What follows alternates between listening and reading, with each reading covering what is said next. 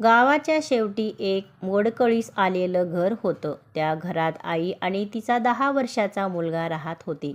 वडील गेल्यापासून घरात कमावणार कोणीच नव्हतं. आई दिवसभर लोकांच्या शेतात मजुरी करायची, पण अनेक दिवस कामही मिळायचं नाही.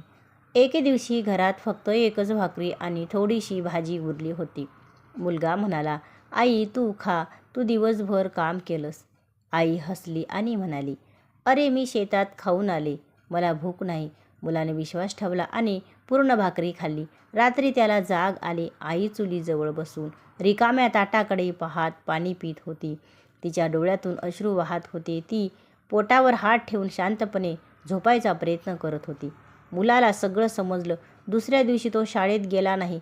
गावातल्या बाजारात लोकांच्या पिशव्या उचलायला, दुकान साफ करायला आणि छोट्या मोठ्या कामांसाठी उभा राहिला. दिवसभरात त्याला 80 रुपये मिळाले. तो धावत घरी आला. 2 भाकऱ्या, थोडी भाजी आणि आईला आवडणारा एक लाडू घेऊन आला. आईने विचारलं, "हे पैसे कुठून आणलेस?" मुलगा म्हणाला, "काल तू म्हणालीस ना तुला भूक नाही, पण तुझं रिकामं ताट आणि पाण्याने भरलेलं पोट मी पाहिलं होतं." आई रडू लागली. तिने मुलाला मिठी मारली आणि म्हणाली, "गरिबीने आपल्याकडून पैसा घेतला, पण तू माझा सर्वात मोठा खजिना आहेस."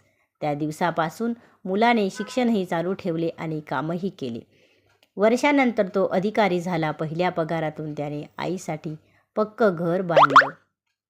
घराच्या भिंतीवर त्याने एक वाक्य लिहिलं, "ज्यांनी स्वतः उपाशी राहून आपल्याला खाऊ घातलं, त्यांचं पोट कधीच रिकामं ठेवू नका. ज्यांनी स्वतः उपाशी राहून आपल्याला खाऊ घातलं, त्यांचं पोट कधीच उपाशी ठेवू नका."